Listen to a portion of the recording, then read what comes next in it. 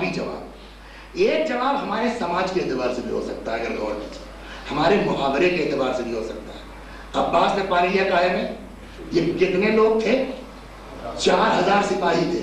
ان کا ایم کیا تھا کہ کچھ ہو جائے فرات میں کوئی داخل نہ ہونے پائے, کچھ ہو جائے پانی حسین کے خیمے تک نہ پہنچنے پائے. یہ 4000 سپاہی جو فرات چھوڑ کے بھاگے, علی کا لاڈلا جو فرات میں داخل ہوا, تو عجب نہیں مقصد یہ رہا ہو چلو ہاتھ میں لیا, 4000 آدمی ایک پیاسے کو نہ روک سکے.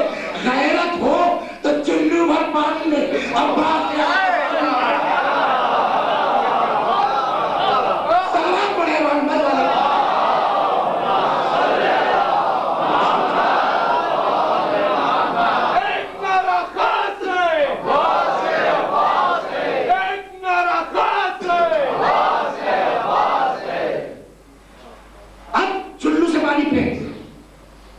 کام کیا ہے؟ مشکیزے کو بھرا.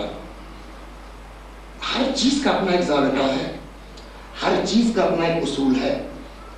ایک بالٹی لے کے جائیے آپ ہاؤس میں, اس کو ڈبائیے, فوراً بھر جائے گی نہیں بھر جائے گی, منہ کھلا ہوا بڑا ہے. لیکن اگر ایک 10 لیٹر کی جرکن لے کے جائیے آپ, تو کیا اسی اسپیڈ سے بھر جائے گی جس اسپیڈ سے بالٹی بھر جاتی ہے؟ مشکیزہ دہانا ہے نا اس میں, ایک دوسرے ایک خشک ہے, دو. اب جو مشکیزے کو ڈالا فرات میں عباس نے, تو کیا بالٹی کی طرح فوراً بھر جائے گی؟ وقت لگے گا نا. چلو میں پانی لیا, حسین کی پیاس یاد کی, پھینک دیا. گھوڑے سے کہا تو بھی پیاسا ہے پی لے, گھوڑے نے انکار کیا, اس سے بات کی. پھر کتنی دیر تک دبائے رہے مشکیزے کو پانی کے اندر تاکہ وہ بھر جائے. اور جتنی دیر مشکیزے کو دبائے ہوئے ہیں, ساری توجہ پانی کی طرف ہے کہ نہیں ہے؟ ہر طرف سے بے نیاز ہو کے اب فقط فرات کی طرف ہے. یہ 4000 سپاہی مر کہاں گئے تھے؟ یہ 4000 سپاہی چلے کہاں گئے تھے؟ اب دہشت تھی. اب تو عباس پانی کی طرف متوجہ ہیں, اب تو عباس مشکیزہ بھر رہے ہیں. مار تو دور سے تیر ہو جائے مشکیزہ بچے, مار تو دور سے تیر لگ جائے عباس کو, لیکن فرات میں ایک بھی تیر عباس تک پہنچا سوائے اس کے. پھر نے کہا ہے ہر بات کتاب میں نہیں ہوتی, کچھ کامن سینس بھی ہوتا ہے. سوائے اس کے کوئی جواب ہمارے پاس نہیں ہے کہ عباس کی دہشت سے جب انہوں نے فرار اختیار کی اور ہوش آیا رکے, تو اتنی دور گھوڑا بھاگ چکا تھا کہ ان کے تیر کی ریج میں بھی عباس نہیں آیا.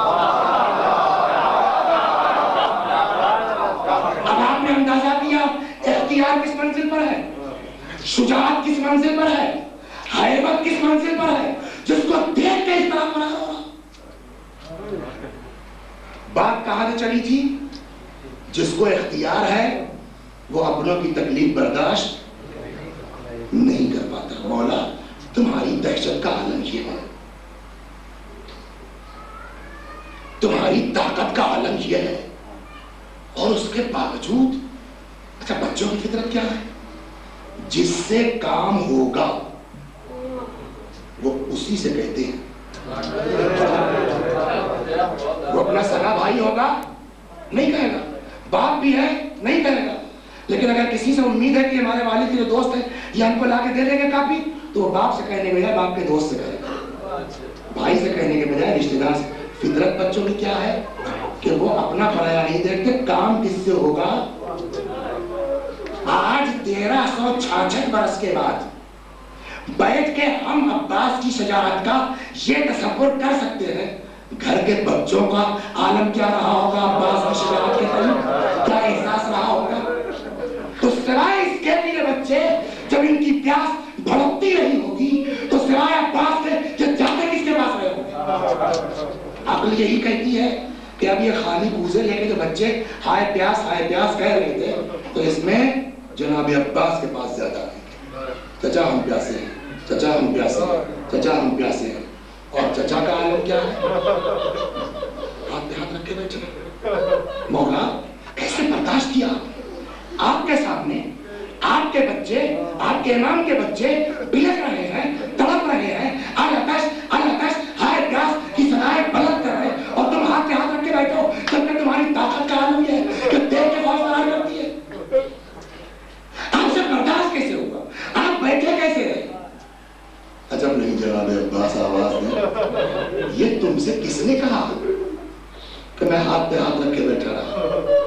یہ تم سے کس نے کہا کہ میں خاموش بیٹھا رہا؟ میں نے کہا پھر کر روایتیں پڑھو جا کے. اور اب جو ہم نے کتابیں پڑھی تو پتا کیا چلا، کربلا میں عباس نے کنویں پر کنویں کھودے ہیں تاکہ کسی صورت سے پانی بچوں تک پہنچ جائے. پھر ہم نے پلٹ کے پوچھا مولا کنواں کھودنا آپ کے لیے آسان تھا یا جا کے فرات سے پانی بھر لانا آسان تھا؟ یہ کنواں کھودنے میں بلا وجہ آپ نے اپنے کو مبتلا فرمایا. آپ جاتے اور پانی لے کے چلے آتے 9 محرم کو، 10 محرم کو صبح چلے آتے. جواب کیا ہوگا؟ تم یہ 1 گھنٹے سے تقریر کر رہے ہو. بندہ کسے کہتے ہیں؟ ہر آدمی اپنے ذوق کے اعتبار سے تصور کرے. عبد کسے کہتے ہیں؟ کہ جو امام کی مرضی کے مطابق چلے وہی صحیح معنی میں بندہ ہے. بچے بہک رہے ہوں، تڑپ رہے ہوں، مجھے کنویں پر کنویں کھودنے پڑے، لیکن اس وقت تک میں فرات کا رخ نہیں کر سکتا جب تک امام کی اجازت نہ لوں. یہی وجہ ہے کہ عباس نے صبر کا پتھر اپنے سینے میں رکھا ہے امام کی اطاعت کی خاطر. کسی شہید کی زیارت میں وہ فکر نہیں ہے. السلام علیکہ ایھا العبد الصالح. صلوات پڑھیں امام محمد علیہ.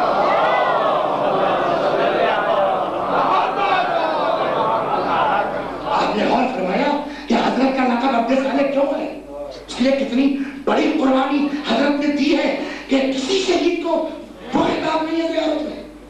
السلام علیکہ ایھا العبد الصالح. خدا عبد صالح کا واسطہ ہے.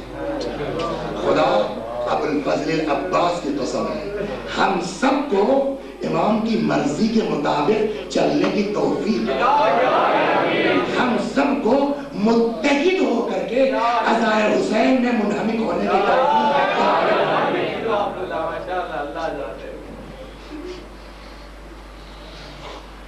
ایک منزل وہ آتی اللہ اکبر.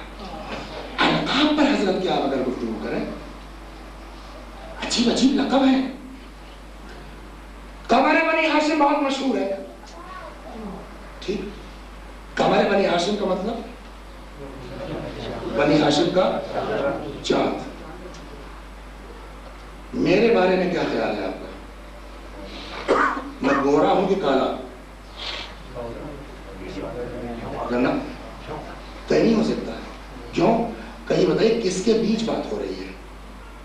افریقیوں میں لے جائیے ہم کو تنزانیہ اور وہاں پوچھئے وسیع حسن کیا ہے تو میں گورا ہو جاؤں گا. مجھ کو عراق لے آئیے، ایران لے آئیے، لندن لے جائیے، میں کیا ہو جاؤں گا؟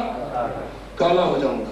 مجھ کو یہاں رکھیے بنگلور میں تو بھی آپ نے فرمایا کہ ورنہ ہم کالے ہی کہتے ہیں. آپ نے دل رکھ دیا تو ہم سانولا کہہ دیتے ہیں. تو ہم کیا کہلائیں گے؟ سانولے کہلائیں گے. تو ایک ہی آدمی گورا بھی ہے، کالا بھی ہے، سانولا بھی ہے. یہ چکر کیا ہے؟ ایک ہی آدمی کو آپ گورا بھی کہہ رہے ہیں، اسی آدمی کو آپ ایک وقت کالا بھی کہہ رہے ہیں، اسی آدمی کو آپ سانولا بھی کہہ رہے ہیں.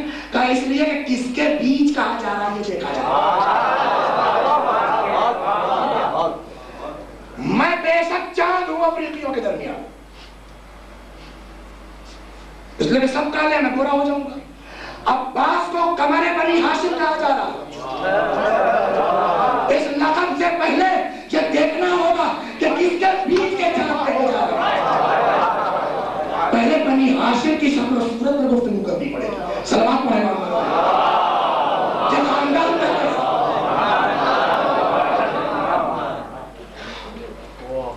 ہاشم نے چلا نہیں ہے خاندان. جناب ہاشم کو خاندان کا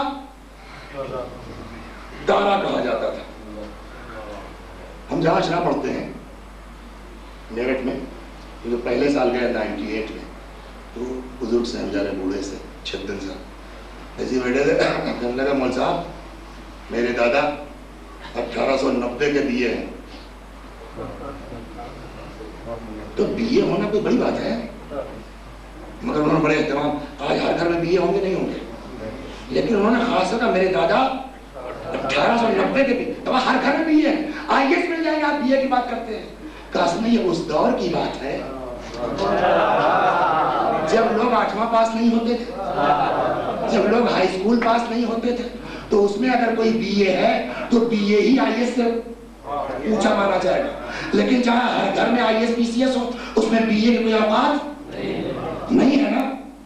कमरे बनी हाशिम है, लेकिन हाशिम कैसे है उसके बीच का चार्ट ढूंढो। सलमान पढ़े मोहम्मद वाले।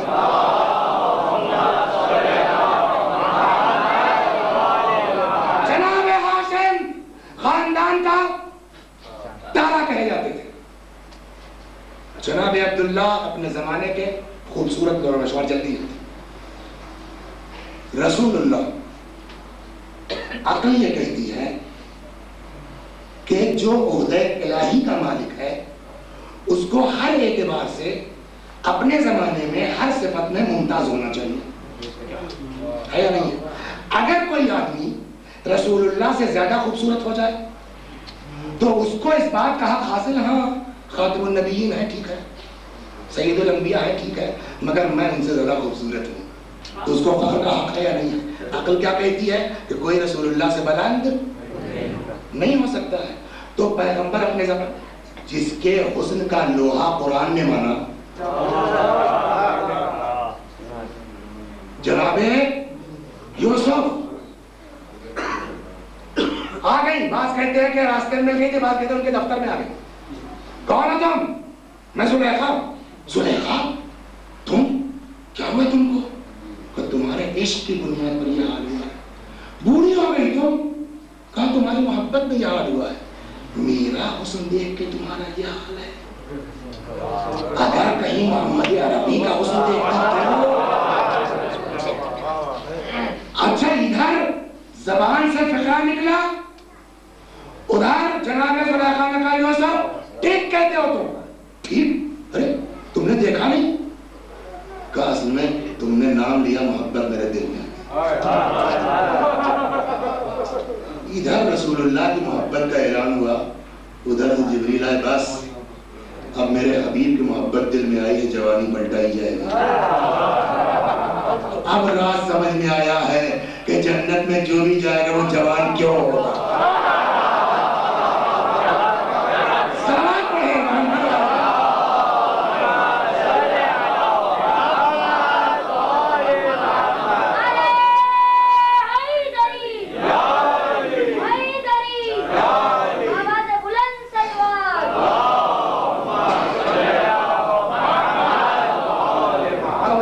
से ज्यादा कोई खूबसूरत मौलाए कायनात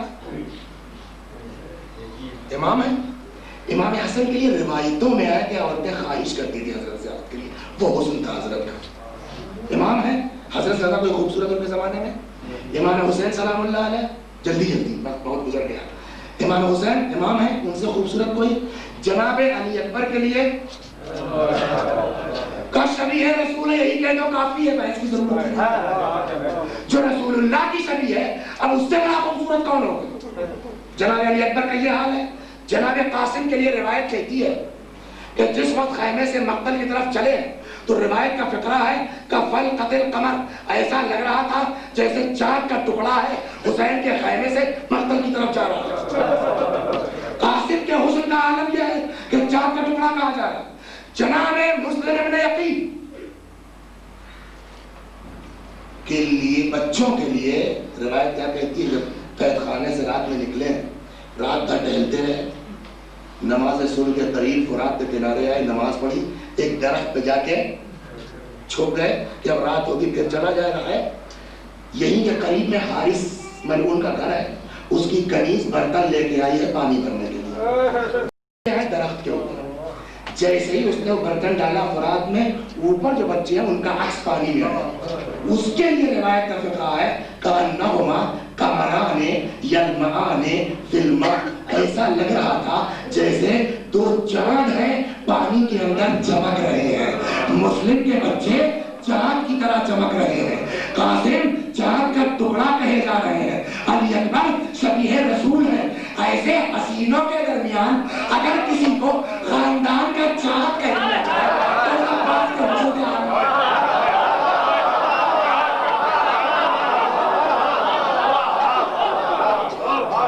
सलावत पढ़े मोहम्मद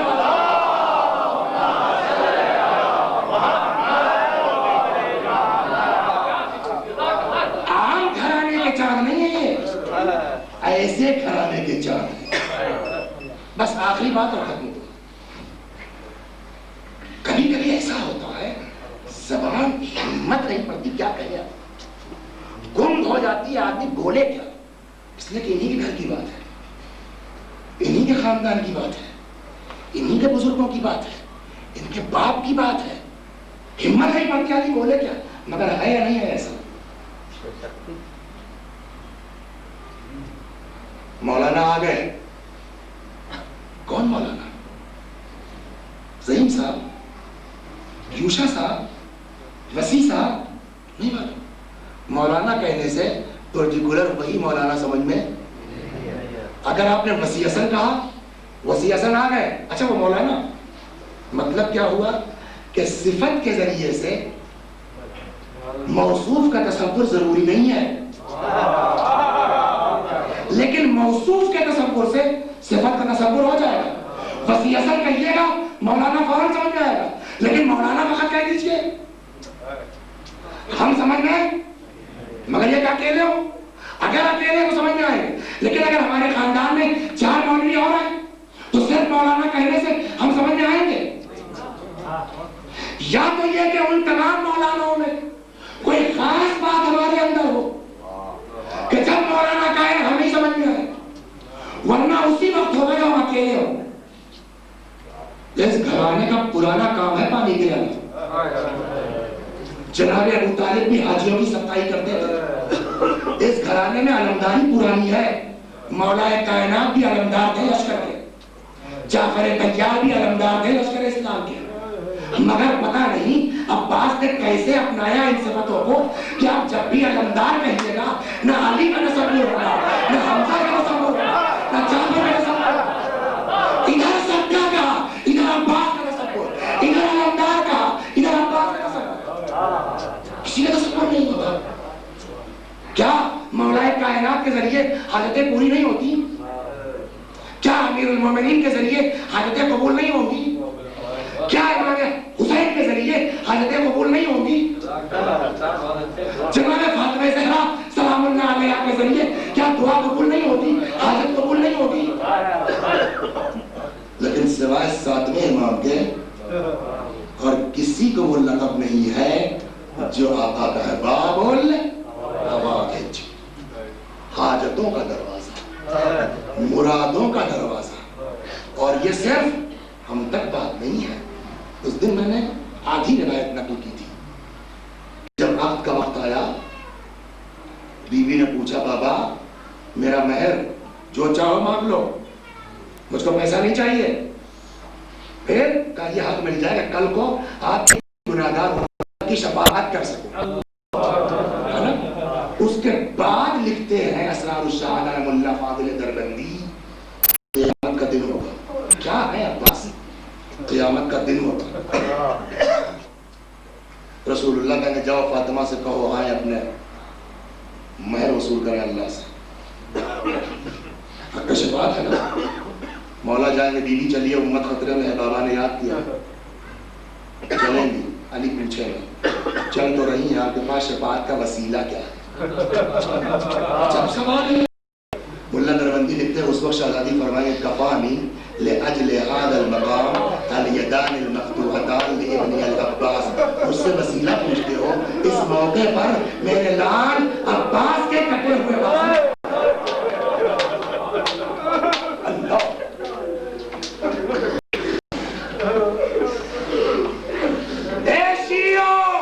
اپنے دلوں کو عباس کے لیے خالص کر کے دیکھو, دیکھو کیا ملتا ہے.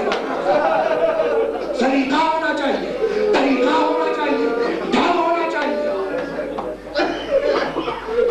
عام آدمی کی بات نہیں کر رہا ہوں. مرجع تقلید مرحوم آیت اللہ العظمی شاہرودی رحمت اللہ علیہ سے محمود شاہرودی انتقال ہو گیا. ان کے بیٹے جناب سید علی شاہرودی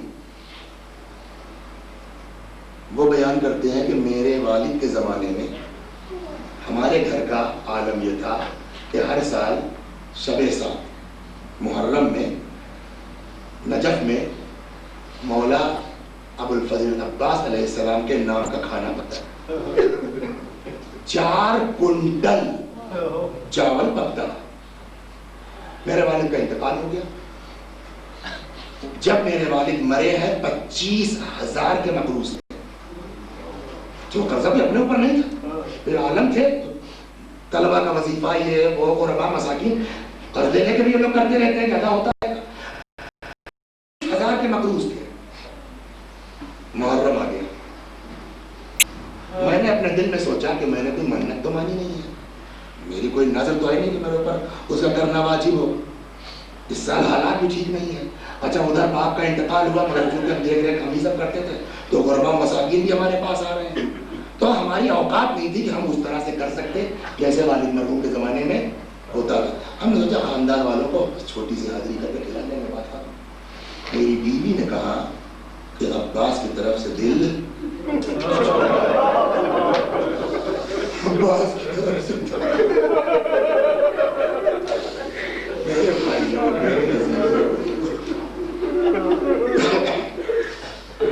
کبھی پڑھا تھا میں نے اس کو, آج بھی یاد ہے سے کتاب پھر نکالا میں اور پھر خاص کر کے اس واقعے کو پڑھا میں. تو اس وقت پڑھتے وقت بھی مجھ کو گر جاتا ہے کہ مولا کیا وہ خلوص نیت ہمارے اندر پیدا نہیں ہو سکتا.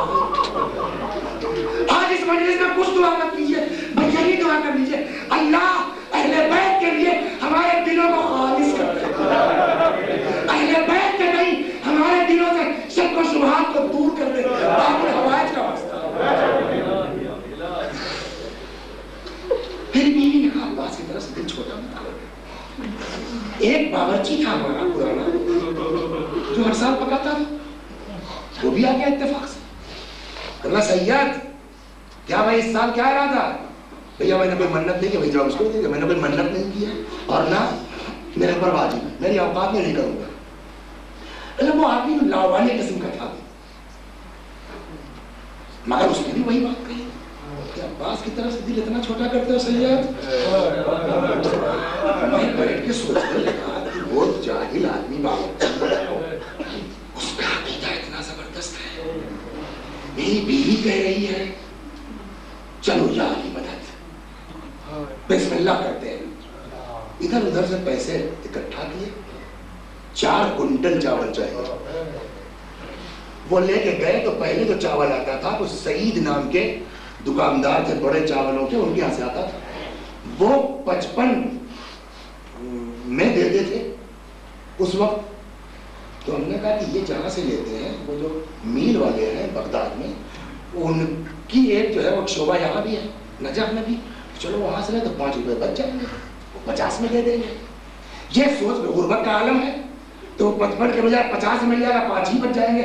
4 کنٹل میں 20 مل جائے گا, 90 میں بھی آ جائے گی.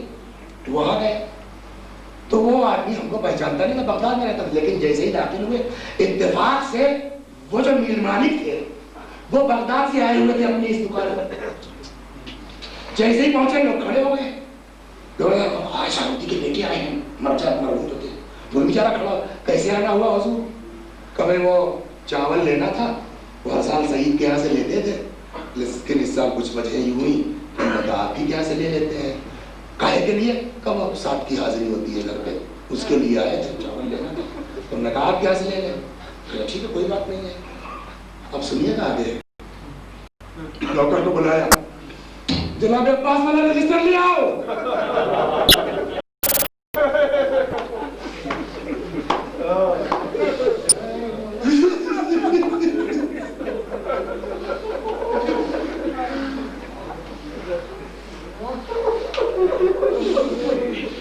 رجسٹر آ گیا. کالم تو 4 کنٹل چاول جناب عباس کے لیے سید علی شاہ رودی کے ذریعے بھجوایا گیا. خود نوکروں سے کہا کہ جاؤ دے آؤ. میرے گھر پہنچنے سے پہلے چاول میرے گھر پہنچ گیا. اندر سے بہت خوش ہوئے, چلو یہ پیسہ بچ گیا, اس کا ہم دال وال کچھ گوشت لے لیں. چلتے چلتے ایک مرتبہ میرے دماغ میں پتہ نہیں کیا ہوا, میں وہیں سے مڑا اور کربلا کا رخ کیا. چاول کا انتظام کر دیا, بغیر گوشت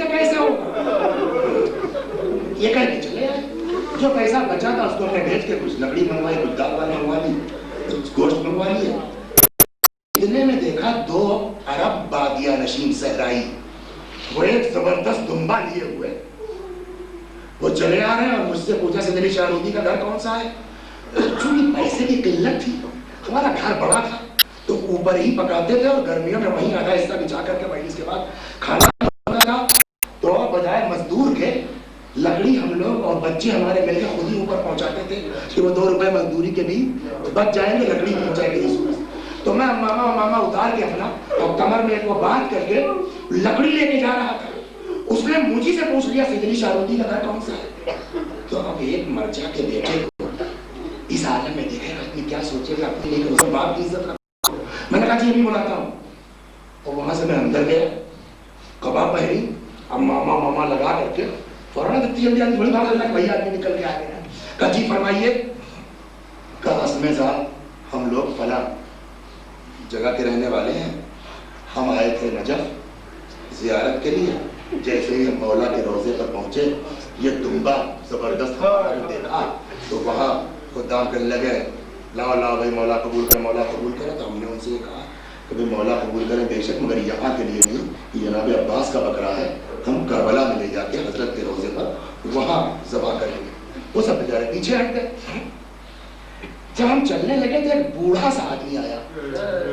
اس نے کہا کہ عباس کو تمہارے بکرے کی کیا ضرورت ہے, تم جناب عباس کے نام ہی پر تو کاٹنا چاہتے ہو. کہا تو یہی چلے جاؤ آیت کے گھر کے اوپر, ان کے یہاں 7 محرم کو مولا عباس کے نام کی حاضری ہوتی ہے, وہیں دمبا ذبح کر دو. جناب عباسی کے نام پر تو کاٹنا ہے, کیا کربلا لے آؤ, کیا یہی. تو صاحب ہم لے کر آئے ہیں, آپ اس کو قبول فرما لیجیے جناب عباس کی طرف سے. کہا وہ انہوں نے حوالے کیا, مجھ سے برداشت نہیں ہوا.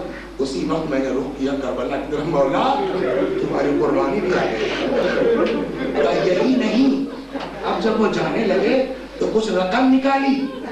کہا یہ اس کے مسالے وغیرہ کے لیے رکھ لیجیے. باورچی دیکھ رہا تھا. کہا دیکھا سید, میں نے کہا تھا نا کہ عباس کی طرف سے دل چھوٹا نہ کرو. چاول بھی دیا, گوشت, اور یہ پکوائی بھی دے دی, تبرک ہے. اب کی دوہری مزدوری لوں گا, یاد رکھو. بس شرط یہی ہے کہ دل اپنا صاف ہونا چاہیے, دل اپنا صاف ہونا چاہیے. تجھے باب الحوائج کا واسطہ ہے, ہمارے اندر عشق اہل بیت میں روز افزوں جتنا ہو سکے اضافہ یہ ہے.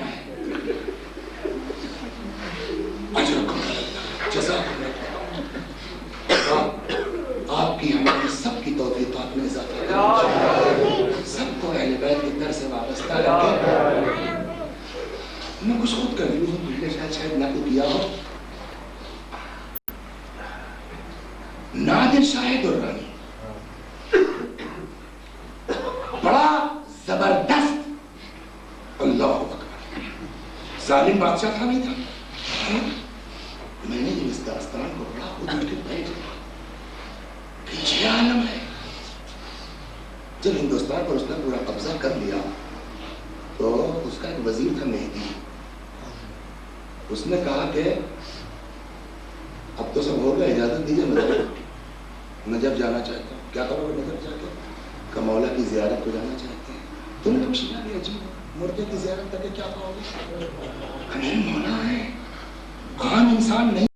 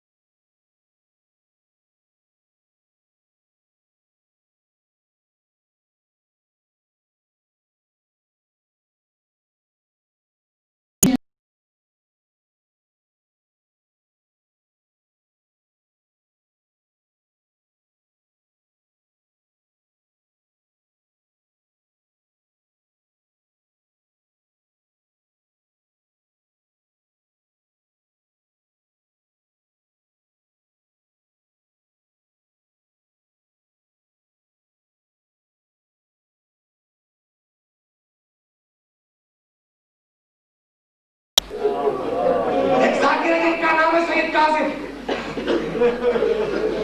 एक शख्स आया सैयद कासिम के पास। कासिम, उस पर जनाब अब्बास ने भेजा है। मौला फरमाते हैं जाके सैयद कासिम से कहो मेरे मसाइब क्यों नहीं पढ़ता है। मैंने ख्वाब में जवाब दिया है कि आका मैंने सुना है वो आपके मसाइब पढ़ते हैं।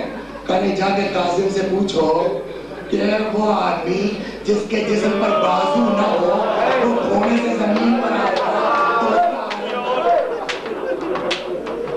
बाजू कलम हो गए, अब्बास घोड़े से जमीन पर आए, हुसैन को आवाज दी, हुसैन सिरहाने पहुंचे। बस आखिरी जुमला खुद अब्बास ने मसाइब पढ़े खत्म हुआ। हुसैन ने सर सालुओं में रख लिया, भैया कोई ख्वाहिश, लाश खाने में ले जाइए। क्यों? आप कहते थे तुम फौज के सरदार हो, सरदार लश्कर की जनाजा देते बीवियां बर्दाश्त करके पाए। मैंने बच्चों से पानी का वादा किया, नहीं चाहता कि लाश भी बगैर पानी के जाए। उसके बाद फरमाते आका एक आंख में खून है, एक आंख में तीर है, आका साफ कर दीजिए, चलते चलते आपकी ज़ियारत करूं।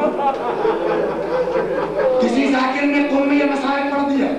एक बुजुर्ग आलिम ने तशरीफ लाए, फरमाते इस तरह की रिवायतें जिसकी सनद कभी न हो मत पढ़ा करो। जाकिर को समझा के घर गए, सोए, ख्वाब में आका को खुद देखा। हज़रत अब्बास आए हैं और उस बुजुर्ग आलिम से फरमाते तुम करबला में थे, तुम करबला में थे, तुम्हें पता है कि हमारे साथ करबला में क्या कुछ नहीं हुआ।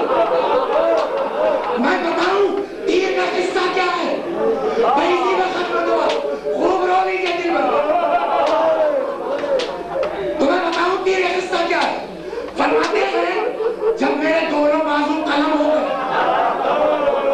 एक तीर आन के मेरी आंखों में लगा, अगर हाथ होते तो हाथों से तीर निकाल लेता, हाथ थे नहीं, मैंने सर को झुकने दी ताकि तीर निकल जाए।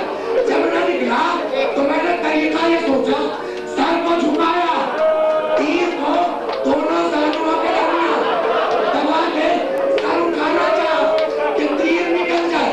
इतने में पीछे से एक दोस्त आया, अब्बास का सर सिधारता हुआ।